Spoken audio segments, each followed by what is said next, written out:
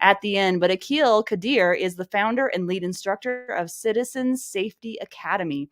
His background as a firearms instructor started at the age of 12, teaching urban youth in his father's gun club.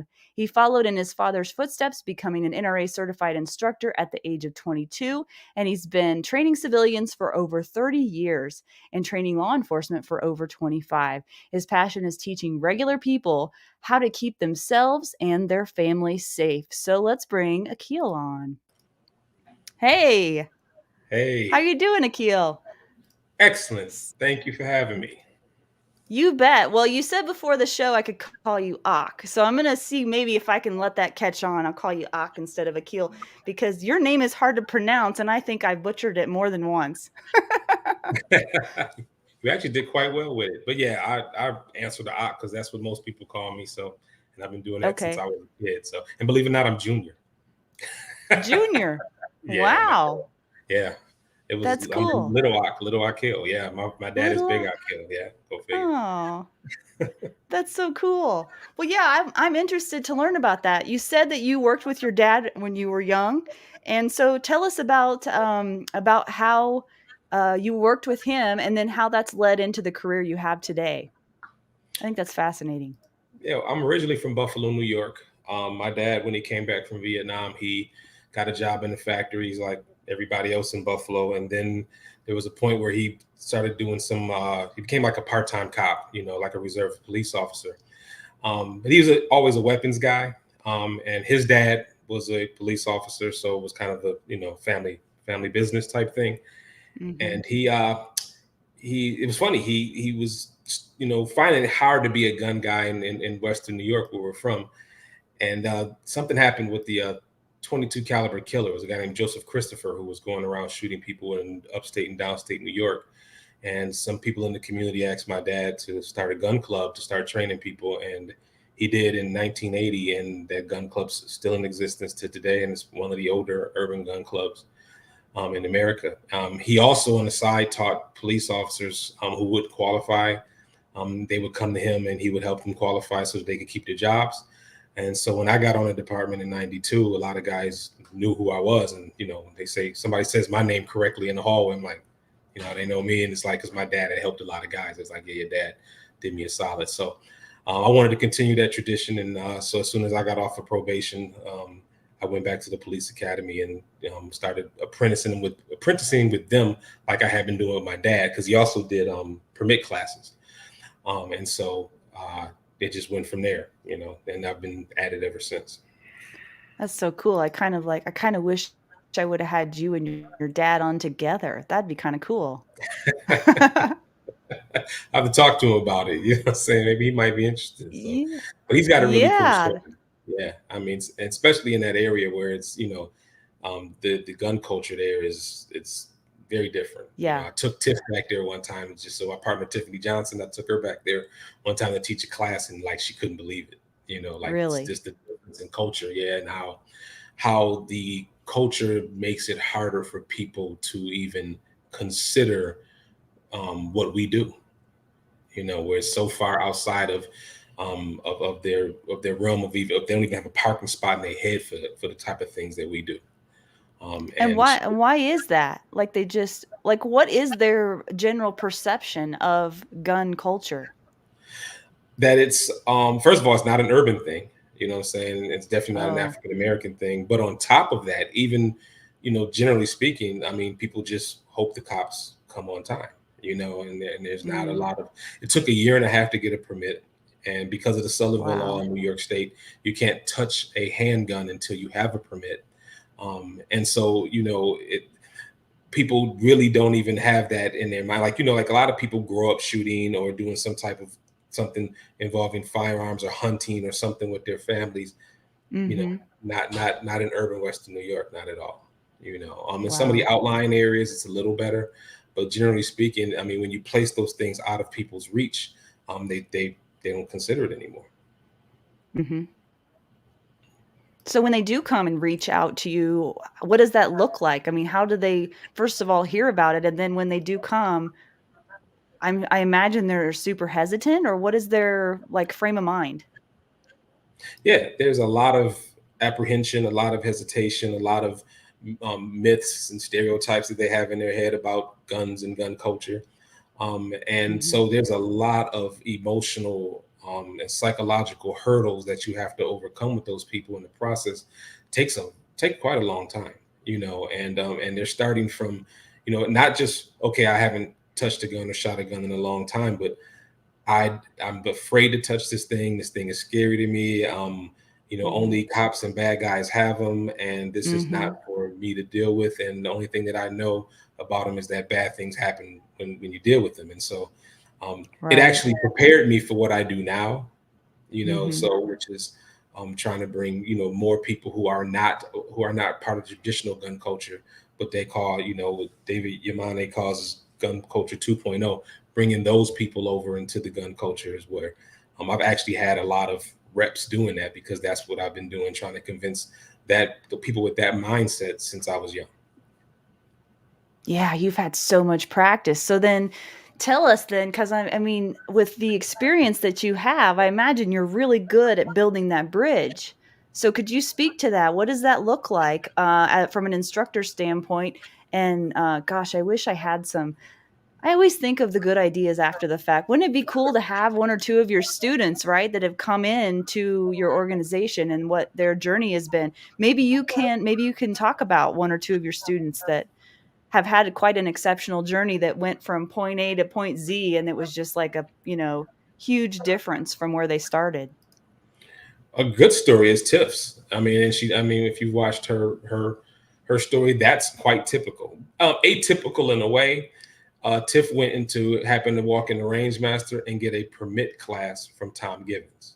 Yeah. So yeah, which brings the point that the important point about it is what we teach here is something Kathy Jackson told me a long time ago, which was and I want to thank her again for changing my life when she said it, was that the best instructors should teach the new people. And that's what Tiff got when she walked into Range Master. And so that's what we try to do here, is because we try to meet people where they are.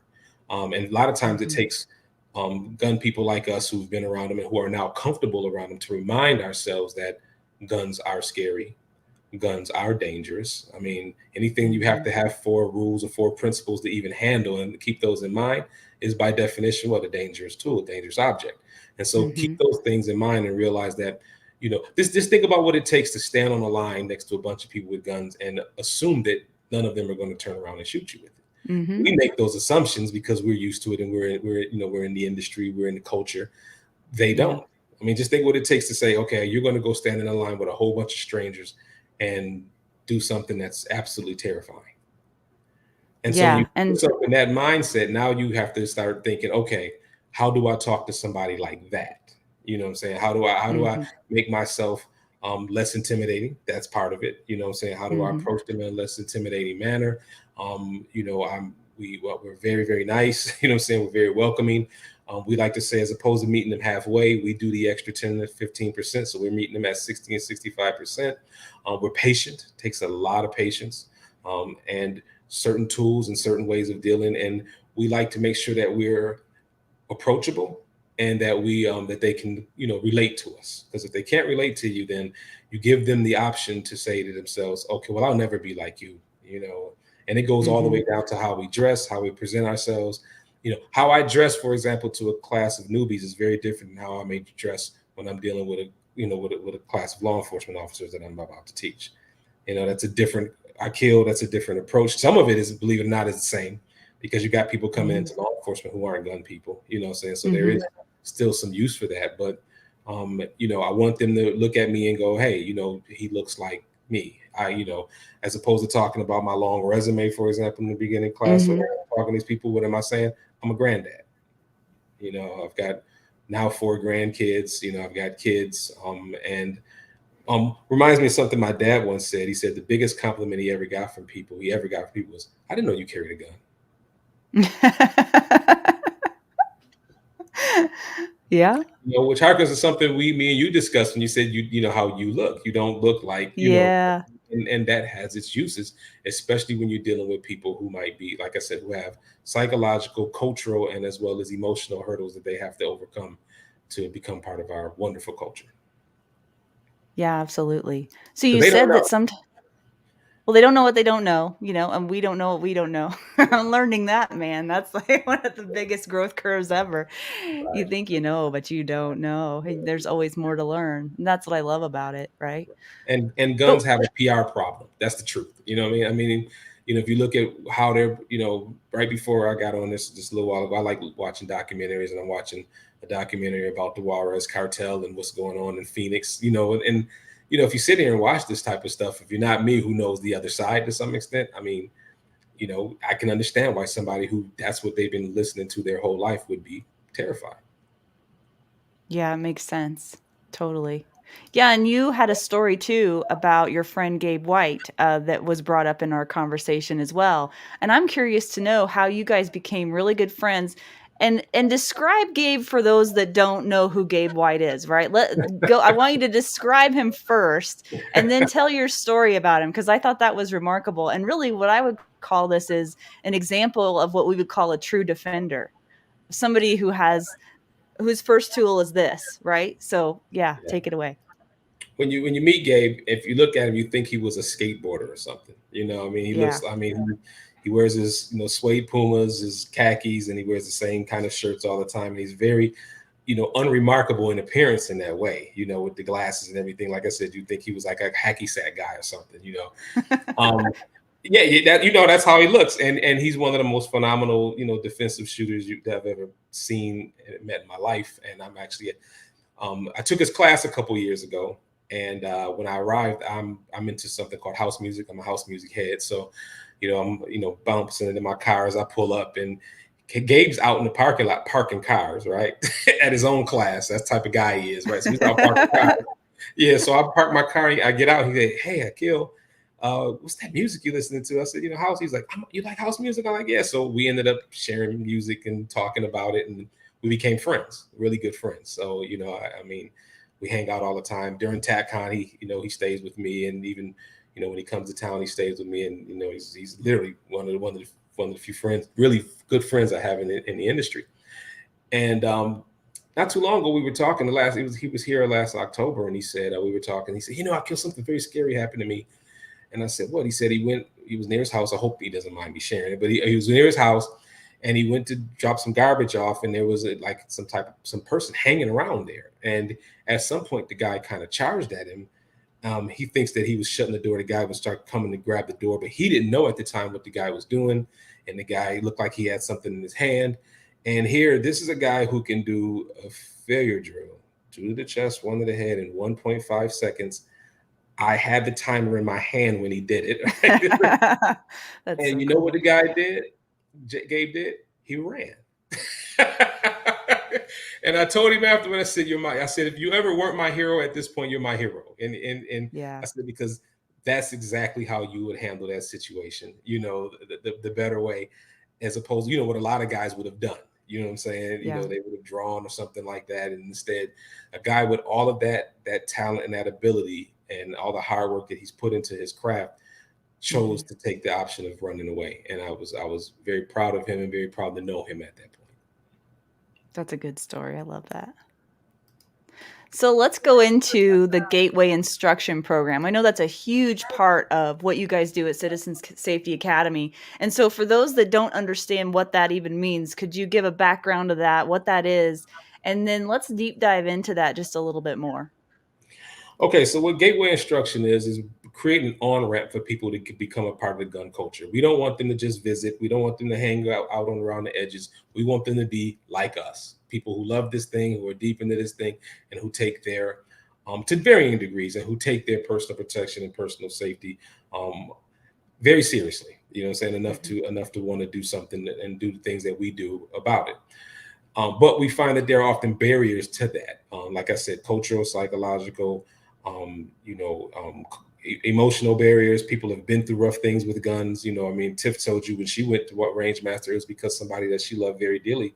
I mean, she's from Memphis. Somebody she had loved very dearly was shot. You know what I'm saying? Was killed with the firearm. And so she wanted to make a very good explanation against that. And she actually Mhm. went to the right place at the right time. And now we have her as a part our culture. And so we want to keep replicating that as much as we can. And so what Gateway Instruction is that, again, it starts with taking people who are realizing that this is a little different. Actually, the funny thing is Gateway Instruction is the largest part of the gun industry, the gun instruction industry, if you think about it. And it's often the most neglected, you know what I'm saying? Because a lot of instructors, and I understand why, they leave it to, it's kind of like if you go to college, you know, sometimes you get a professor, sometimes you get the professor's assistant, you know what I'm saying? And he may barely speak English and things like that, you know what I'm saying? And so unfortunately, we get these situations where some of the, the Gateway Instruction is often left to some of the worst instructors in an organization, or the new instructors or something like that. And so we think that it's too important, and that especially in light of what could possibly happen with the Second Amendment and trying to preserve it, is that we need to bring more and more people and to make them realize that gun ownership and training and all that type of stuff is very normal activities. And so what Gateway Instruction is an attempt to make those things work a little better. And so what me and Tiff like to do is go around and remind instructors, basically, some of us have, like me, I don't know what it's like to not have been around guns. But most people didn't grow up like I did, especially where I'm from. And so the goal is to remind guys what it was like when they were new, or let them know, like guys like me, what it's like to be new, you know what I'm saying? And what it's like to actually be afraid, you know what I'm saying? To be apprehensive, to not want to change your life, all around, and not have to wear plaid shirts and and 5'11" pants, and what I'm saying, carry a knife and a flashlight and the tourniquet in your back pocket. I mean, that to explain to people to, in a way that makes them comfortable here and that makes them want to stay and take a place in it and actually make this culture even better. Absolutely. Hey, Adam. Hey, so good to see you here. Hey, I got a question for you, right? You have a background that I just admire, right? You're the guy I want to grow up to be someday, right? So you spent a lot of time in the law enforcement world. I'd like if you don't mind, tell us a little bit about your background, because I had the honor of spending a dinner with you and Tiff last year at the Girl in the Gun conference, and I'm hoping I'll see you there this time here next week. Sir, next weekend I'll be there. Awesome. I'm looking forward to spending time with you. But what I'm looking for was, you're a fighter, right? I enjoy a good fight too. And you've done a lot of stuff in the cop world that I think is so interesting. And really, it kind of tells people who you are. Do you mind telling us a little bit about your cop background? Oh, sure. Well, when I didn't really want to be a police officer, but there wasn't a whole lot of jobs in Buffalo at the time. And it was kind of like my dad was like, well, you didn't take college serious, so now you got to do family business. So I went down, I took the civil service exam. I got called up, went on in 1992. And when I got on, crack had hit Buffalo pretty hard. Right. It was during the crack wars. And there was a guy named Sly Green who had just went to jail. And he had kind of consolidated drug trade on the east side of Buffalo. And so when he went away, the Feds snatched him up. And when he went away, there was a war, literally, for the territory. And so my precinct, my precinct was one of the smaller ones in the city. And Buffalo's only on 40 square miles, but it's, it goes up high. And there was, at that time, I think it might have been 500,000 people in Buffalo. But we had 40 homicides in my precinct that year, Wow. And so it was crazy. I mean, we were doing 40 calls a night, stuff like that, And so by a year in, I was well seasoned, and learned, some pretty hard lessons, and also learned that the biggest tool that I had as a police officer was this thing right here, that if I used it properly, then things worked out. At first came out swinging knuckles because I'm a rookie and, and all that. But then after a while you go, can't fight everybody, actually doing some really good police work. And so that kind of, while I was doing it, I was also going out to the Erie County training center where we trained. The county ran the training center for us, the police academy, and I would go out there and help out there.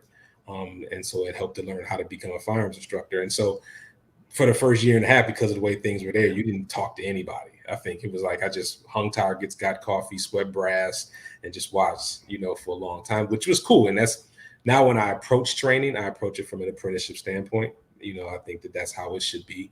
Unfortunately, we don't get that now. Everybody wants to just push the big red button and be a firearms instructor. But I was fortunate that I went through that. So I got 2 trials by fire. I really did, and growing up in, I didn't grow up in the best neighborhood either. So, it was a lot going on for me. You know, and what I learned, actually, what happened was I ended up having to actually use my gun off duty in the neighborhood I grew up in, right? I know that one. Right, yeah. Right. And then the second time it happened, I said, you know what, I need to get better, right? And that's when I went away to Tactical Defense Institute in East Bethany, Ohio, with John Benner and those guys down there, and they completely broke me down and rebuilt me as and I thought I was hot stuff. I was one of the better shots in the Buffalo Police Department, but when I got down there with a gun, and I was like, well, I got to get much better. And John Benner was a wonderful guy, and he was nice enough to let me come down there and even like adjunct instruct a few times. And I just once again just sat back and took notes. But we did a lot of crazy calls, a lot of stuff. That was the thing that really galvanized me on really helping people defend themselves, because Buffalo is only on 40 square miles. My precinct might have been, I don't know, 40 square blocks, if that. And we always got there after it was over. Yeah, all the time. And crime scene tape. I mean, I think I stopped 2 rapes in progress. You know what I'm saying? And when I mean they were in progress, you know, so, you know, we when we got there, the deed had been done. And I realized then really that people's, we are reactive. Police departments, police officers are reactive. We get a call, we get there as fast as we can, but usually it's still too late. You know. So you touched on a couple things I think are very important for people to hear, right? One, when somebody like Ox says, okay, I spent a year or so with Buffalo, within a short amount of time, I was kind of a veteran. Understand, police departments are not the same. A very, very busy police department like Buffalo, you get more in 1 year there than you would in 10 or 15 years in a very smaller agency, even half the size. So within a 1 year, you become extremely veteran, as I would say it, on seeing what crime does to humans. So Auk here, as we talk to him, understand you're talking to a beast of a human being who has dealt with some of the worst stuff out there and truly understands violence, which is kind of the mission of defenders, right? Furthermore, as you're hearing him talk about that, we show up after the fact. Auk, I don't know about you, but I was only there at the commission of the crime 5 or 6 times in my entire 10-year career, right? It's always, I come afterwards to take the report, and I figure you're kind of the same way, which really to me tells me that our audience, the people we're trying to reach, you are your own defender. You are. Right? You are the one that's got to save you. The cops are there to take a report and then testify to help you in court if you need to be helped in court, or to hurt you in court if you need to be hurt in court. But at the same time, if you're not there to defend yourself, even though there's stud muffins like Auk out there who do this, they're not going to be there when the time comes. So therefore, it's important to do it. And what I think, Auk, for you, the beauty thing that I found was the same way. We're walking the same path, that we're trying to empower other people to be their own defenders, so the cops don't have to come write their report. Yes. And I just think that's so important that people hear that. It's extremely important. And like I said, we got there. Our response time was darn quick, but it still didn't matter. And I mean, I remember one time being at one shooting and looking down the street and seeing the muzzle flash from another gunfight down the street. Literally. Jeez. I mean, and I say that to say is that, you know, here we are down the street, you know what I'm saying? And I couldn't be down there to save that guy who got shot, even though I watched it happen, you know? And so, yes, please, you are, the Supreme Court has so much has said it in several cases, you know, you literally are your own first responder. I mean, everybody else is a second responder. I mean, we should, you know, like you said, fire extinguishers so that we can control the fire until the guys who really do that get there. We know a little CPR, first aid, so that we can do what, you know, if our nephew's choking on a Jolly Rancher, we can do something, you know, until the professionals get there. And what, you know, firearm is what, so that you can control that situation and protect yourself and your family until the guys get there. So I can't stress that enough. Adam's 100% correct on that. And Laura, I don't mean to hijack your show. There's one other thing you said. You're good. I think that is so important, right? Auk said, okay, he's had to kind of do that twice himself, right? Understand, this is you having to be in a defensive situation where you might have to pull a gun and use a gun is really a higher likelihood of getting hit by lightning than you having to pull a gun. Yet this is a man who's been there twice. Now, that's not including, and Auk, you live, if not the same lifestyle, but more violent lifestyle than I have. You've been in a million different fights, whether it's the bar fight, just throwing fists, whatever else, right? So this is a man who's probably been struck by lightning twice, right, understands violence well, has engaged in it often. So therefore, for those of you listening, if you can take the time to just open your hearts to what this guy has to say, it's so important to hear what he has to say. Thanks, Adam. He's 100% correct.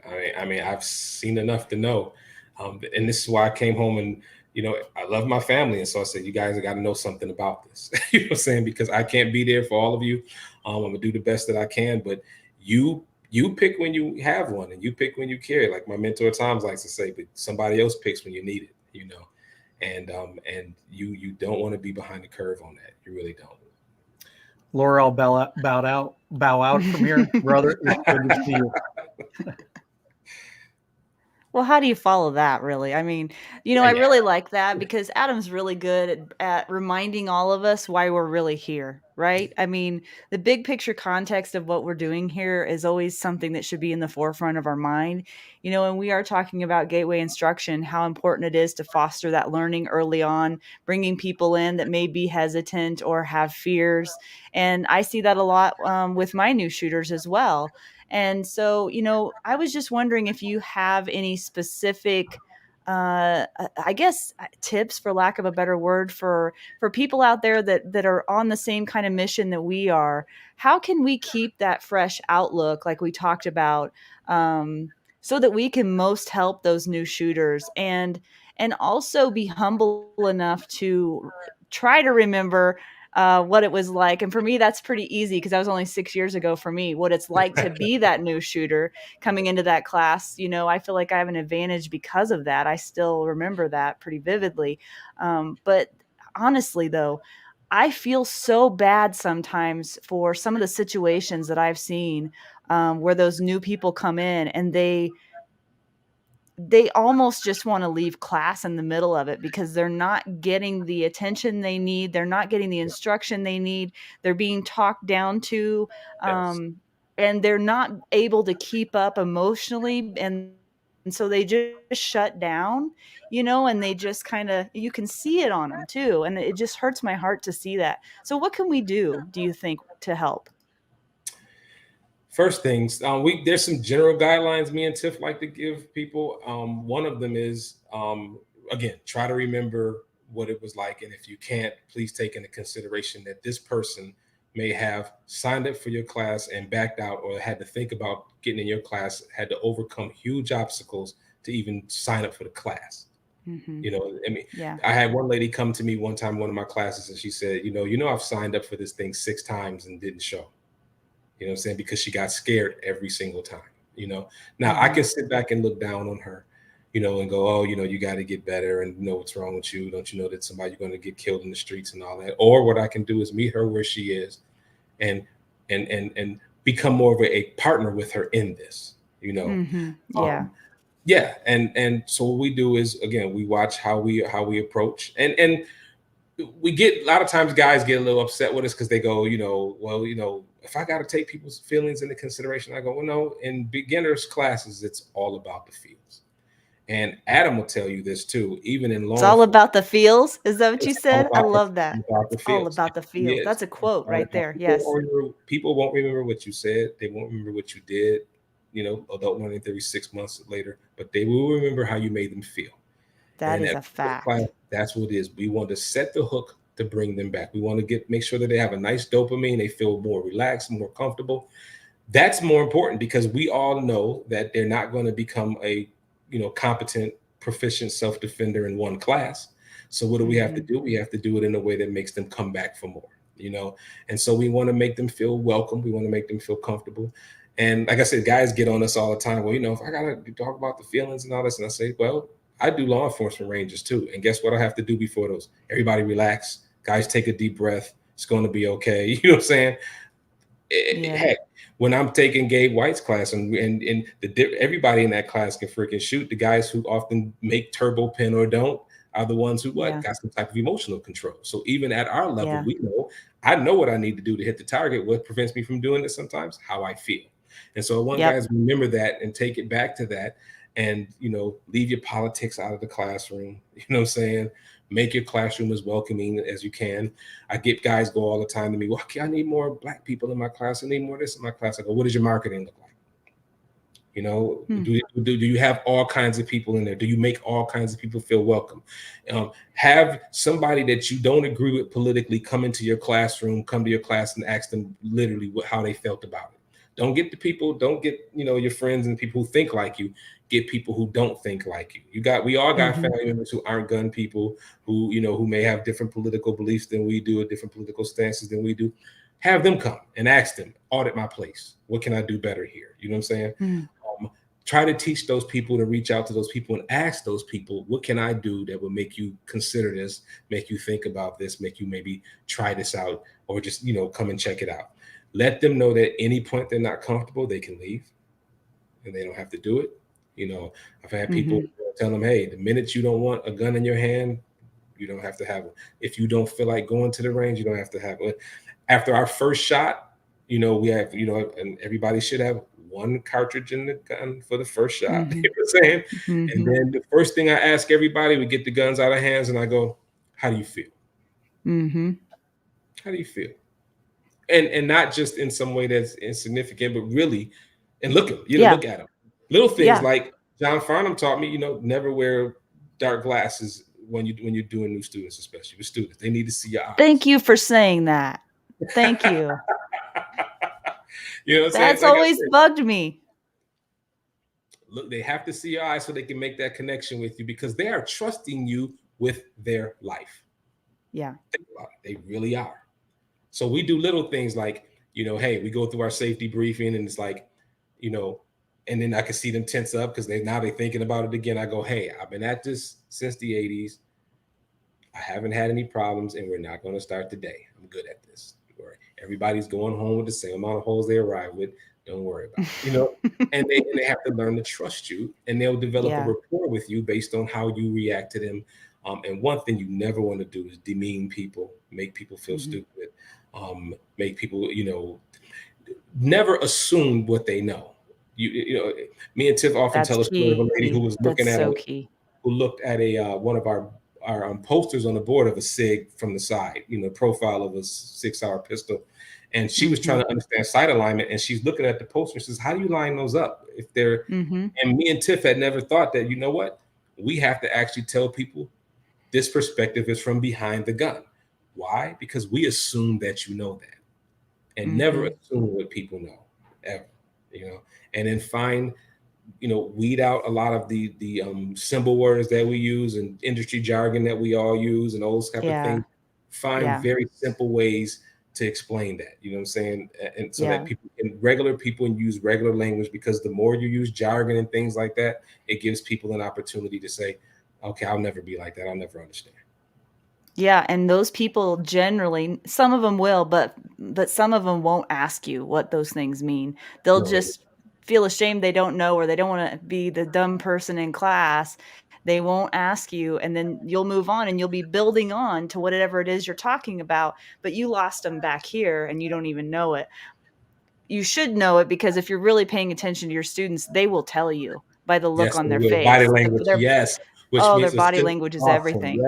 Yes. And hopefully you got good AIs, and that's what we teach our AI thing, is that your AIs shouldn't just be hanging around chewing fat. They should be actually watching the students, see who's leaning because they can't hear, see who's nervous, see who's apprehensive, and you literally get an opportunity to change people's lives. There are people out there. I was not too long walking in the mall, and some lady literally jumped in my lap, and and while looking at me like, I'm like, who's that? And I'm like, then I realized she's a student, you know what I'm saying? And who knows what emotional hill she had to get up to do that, how she had been afraid of this thing for so long in her life. And I took most of the fear away from it. And so I hadn't even read, you and I know you can't remember all of the students. You may remember some of the faces, but if you do thousands of them, it's like, And so, after that, I kind of picked up and remember who she was. And I was like, this is why I do what I do. Yeah, absolutely. And those moments are, so priceless, not just for the student, but for you as a teacher. Exactly. Hey guys, we're getting towards the end. I don't know how this has happened, but we're getting towards the end of the interview. So if you have questions for Aq that you would like to ask him, please drop those in the comments now. We're going to chat for just a little bit longer, but not very much. And then we're going to go to the live Q&A. So go ahead, be thinking of those questions, get those dropped in the chat. So let me see here what else I have. I think I had one more thing here. Oh, but before we get to the Q&A, we absolutely must talk about anything that you're going to, what you guys are going to be at the conference next week, the A Girl and a Gun National Conference in Grand Junction, Colorado. Where else are you usually at throughout the year? Where can people find you, and what classes are you going to be offering, et cetera, et cetera? We primarily do gateway instruction and gateway instructors. I'm teaching gateway instructor, developing gateway instructors. That's what Tiff and I do. That we do most of the stuff in Middle Tennessee because that's where I am. I'm in the Nashville area, and that's where we do most of our stuff. But we do have a traveling road show. We just got back from the tactical conference last week, which this year sold out in 12 hours. Crazy. I heard that. I've got a girl and a gun next weekend. Tiff can't make it because she has some surgery that she had to do with her, and so she can't make it. But she's usually there with me every year. So me and Howie, we're going to teach it. Howie Marbury are going to teach at the Girl and Gun Conference. My mentor, Tom Givens, I'm a range master instructor. I'm actually staff, and my mentor, Tom Givens, allowed me to teach his combative pistol class, which is one that I wish he did more. And I think it's a good run up to his instructor development class. But he doesn't have as much time to teach it. He's focusing more on the instructor development side. So he licensed me, say, hey, Aqil, can you teach that class for me? And I've done one here, and we had a ball. I've got those scheduled kind of all over the country. I've got them in Cincinnati. I've got them in Texas. I got them here and there. They're all on the website, citizensafety.com. You can see our calendar there. We do NRA instructor because me and Tiff said that there's a lot of NRA instructors out there, and a lot of times they get a bad rap. And so we said we could sit back and complain about them, or we could do something about it. So we both went back to TC school, and we offer our version, which is the NRA instructor class, but with a bent towards teaching newbies, which is what that class is generally used for. So we got all kinds of stuff popping. I think actually we're doing our gateway instructor class in Texas and in Florida too. So we'll be moving around a bit. You guys are all over the place. That's awesome. So before we get to the Q&A, I got to ask you, when we were on the phone the other day, you were talking about how Tiffany is such an integral part of Rangemaster.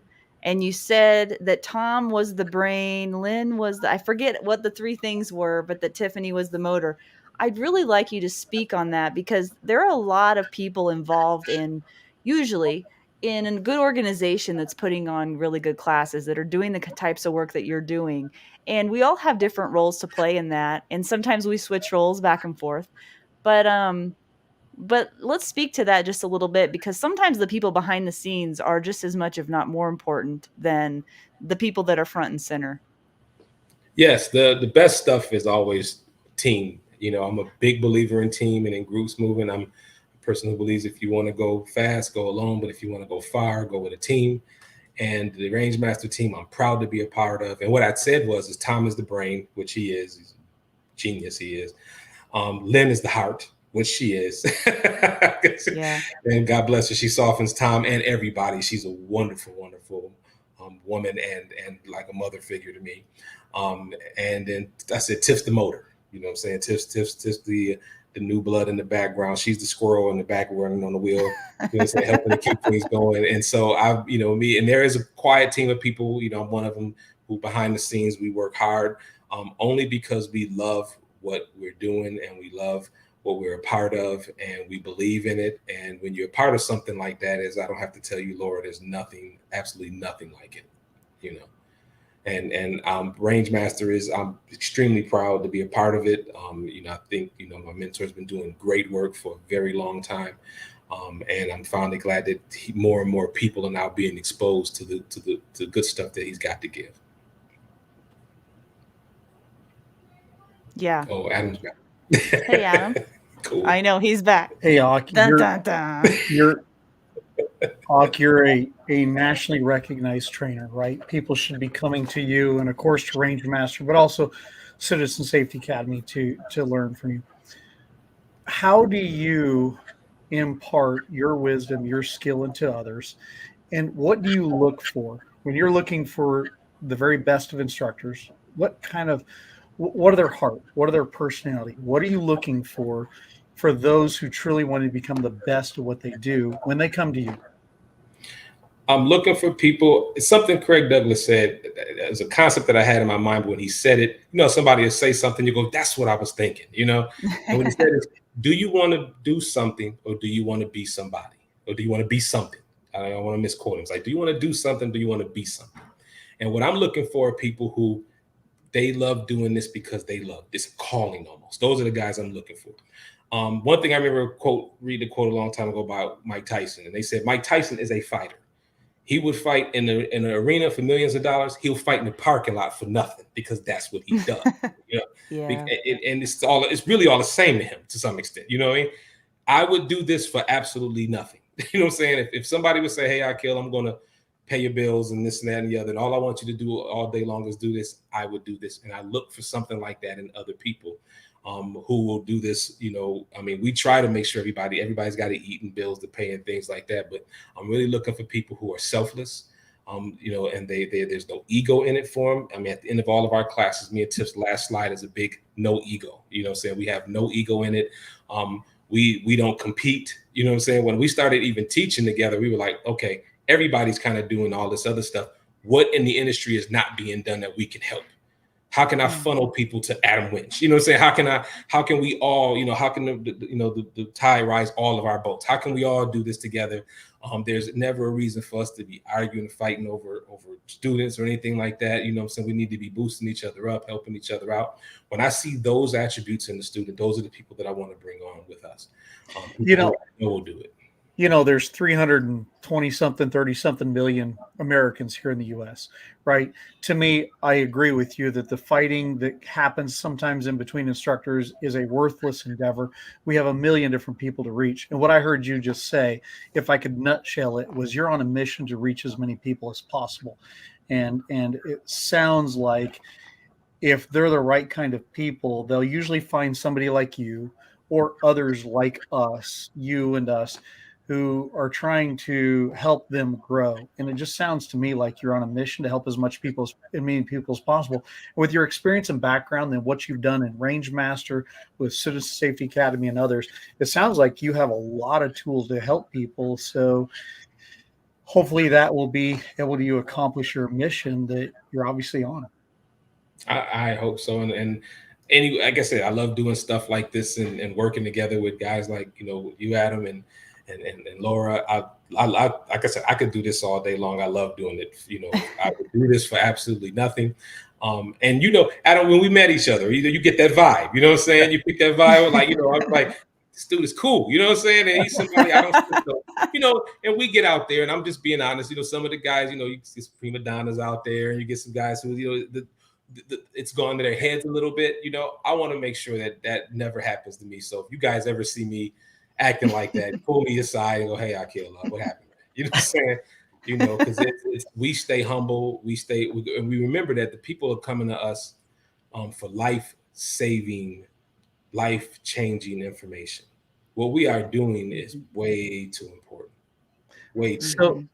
So for those of you who are listening to this, I mean, a little bit of bro love here.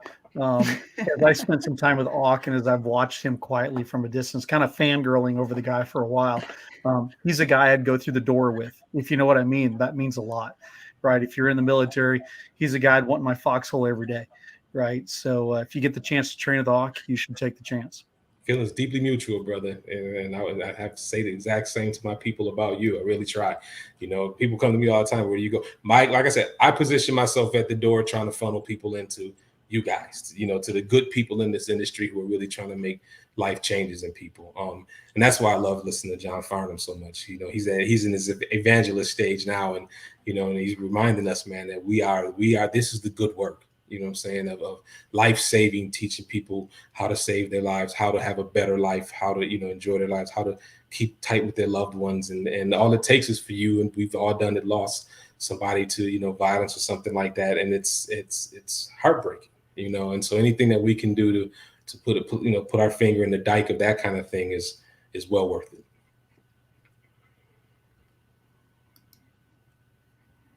All right. Well, let's we only have a couple questions on the Q&A, which is surprising. Awesome. So I'm going to start with Troy's question. Troy wants to know, what is your everyday carry? First aid, knife, flashlight? Do you carry those things or not?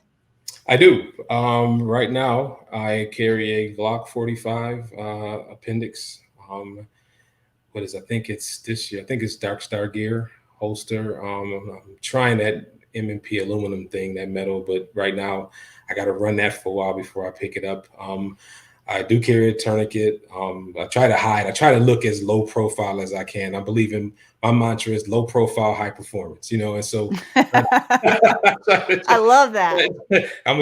you don't have to go ahead and what do you do? Trademark it or whatever. Trademark it. Yep. Yeah. So, yep. Well, anyway, no, but I carry a tourniquet hidden on me somewhere. I carry a knife. I don't have a dedicated meat knife, just a regular folder. My box cutting knife doubles as a defensive knife if I need it, and I do carry an extra mag. And a flashlight. I do carry that, but like I said, I don't like any. I try to hide that stuff as much as I can, because when I'm around students and stuff, I want to look like everybody else. So that's what you meant when you were talking about you may dress differently for the newer students so that you don't look like Mr. Tactical. Is that what you're talking about? I think that the most tactical thing you can do is not look tactical. You know what I'm saying? Yeah. Not be made. You know what I'm saying? Yeah. I mean, but no tactics is any advantage you can give yourself. And I think it's best if nobody has any idea. Like I said, I didn't know you carried a gun. That's the highest compliment. Yeah, definitely. All right, let's see what else we have here. Oh, Troy just popped up another one here. I'm going to wait for yours at the end, Adam, because I know the answer and it's kind of funny. But Troy has another question here. Thoughts on the gray man concept to avoid being a victim? If you carry yourself alertly and confidently, does that identify you as a threat to the bad guy? Yeah, I think that the most important thing that you can do thing that's going to increase your personal safety and security more than anything is what we are situational awareness. Know who's around you and what they're doing, see it coming so you can get out of there. You know what I'm saying? That's the biggest thing. Like I said, that's why I love that story about Gabe White. Like Gabe. Yeah. He took off running. You know what I'm saying? If you can do that. But my experience, and I've had a lot of it, as a matter of fact, I got family members who are career criminals, is they know, what they can pick. And if you are alert and you see them first and you don't hold the gaze long enough to challenge, but you hold the gaze long enough to say, I see you, that's usually enough. And as long as you position yourself in a way that, you can get out of there, because egress is always always be your first option. I think that's always your best thing to do. That's good. So, I still like looking, if I want it to be a situation where if a gun comes off of me, if it has to, then I'm completely resetting somebody's order loop, because they look like, that's not where I expected to come from, not from that guy. Yeah. And I think whenever we were talking the other day, that was more the approach I was taking behind, not wanting to look like a gun person. I don't look like a gun person anyway, which is great. And it's great. I love gun people who don't look like gun people. Yeah. All right. Clint wants to know, I already have some instructor certifications. I haven't taken any Rangemaster courses yet. Which Rangemaster courses would you recommend taking prior to taking a Rangemaster instructor course? Combative pistol. Tom's combative pistol. He teaches it once a year down in Florida, I think, because that's where he lives. Catch his or catch mine. Why? First of all, that'll expose you to his TTPs, his tactics, techniques, and procedures. That'll expose you to his pace. Tom, if anybody's taking a Rangemaster course, they know there's a certain pace that goes along with it. Tom does not believe in wasting time. And the cool thing about the class is almost like you're taking the class that the instructor development course teaches you to teach to some extent. So like when people come to me and go, hey, I want to take the NRA instructor course, but I don't want to take the basic pistol course. I'm like, why would you not want to take the course that you're going to be teaching? Not all of the stuff is done the same. So, there's more than one right way to do this. Come see how Tom is doing it. Come see how the NRA is doing it. Take the class, and then you can take the class to teach you how to teach the class. So, right. So my advice is the Rangemaster combative pistol course. If you're interested in Rangemaster, I would start there. Okay, awesome. And there's one last question. I left it for the end because I know the answer, but it's from Adam. There's a beautiful baby grand piano in the background. Do you play the piano? If so, we've found musicians tend to be excellent shooters. Do you find crossover skills for shooter musicians? Most definitely. I don't play the piano though. I don't Well, play and the the piano. joke is, I know that's a superimposed background, Yeah, Adam. Did you that's a know that? background. And I I tried to think he take it knew down. I that. don't even know how. It popped up on its own. I'm like, well, that's a nice house. I wish my house looked like that. You know what I'm saying? But that's not even my house. You know what I'm saying? That's awesome. That's I awesome. love But it. but the cool thing is no, I don't play the piano. I played a little saxophone back in high school, and I don't know if that gave me any finger dexterity, but I didn't do it long enough for it to matter. So Adam's laughing in the background. I can see it. That's hilarious. All right. Well, we're going to wrap up for the night. We just hit the hour mark. So, Aqil, I'm so happy that you spent your time with us tonight. And I appreciate your wisdom and your heart tonight. Really good dude. Really glad that I was able to spend some time with you. I hope we'll get to see you again sometime. likewise, it was a pleasure and an honor being here. And like I said, thanks, Adam. I know he's off camera, but thanks for having me. I really appreciate you guys selecting me. And if there's anything I can do for you, please feel free. Absolutely. And I'm going to take you off the screen, but please stay in the green room and I'll be there in just a minute. Will do. Okay. All right. All right, guys. So next week, we get to interview AJ Zito. April 26th, AJ Zito, Practical Performance. He will be on. AJ is the founder, gunsmith, lead instructor for Practical Performance. He's a former member of the U.S. Army, certified protection specialist and personal security detail instructor, and formerly the formerly the primary and lead firearms instructor for multiple companies. His focus after leaving the security and protection world has been on the concealed / covert carrying and deployment of firearms. He is a U.S. PSA master in the single stack division, as well as a multi-division master in IDPA. He also holds several expert and master ratings in multiple firearms disciplines, including pistol, carbine, and precision rifle. In 2017, he completed a full-time 3-year gunsmithing education in general to advanced gunsmithing, custom competition, carry, and guild quality firearms. AJ brings a vast knowledge of ballistics, instruction, competition, and real-world employment of firearms to the table. Wow, that was a mouthful. So we're excited to have AJ Zito on next week. And hey, guys, if you enjoy these lives and you get value out of them, please go to defenders-live.com. There you can find out how you can support Defenders USA. You can see past episodes and keep up to date on all things Defenders Live by subscribing to the email list. So we hope to see you next week. Tune in on Wednesday at 7 p.m. Mountain Time. Until then,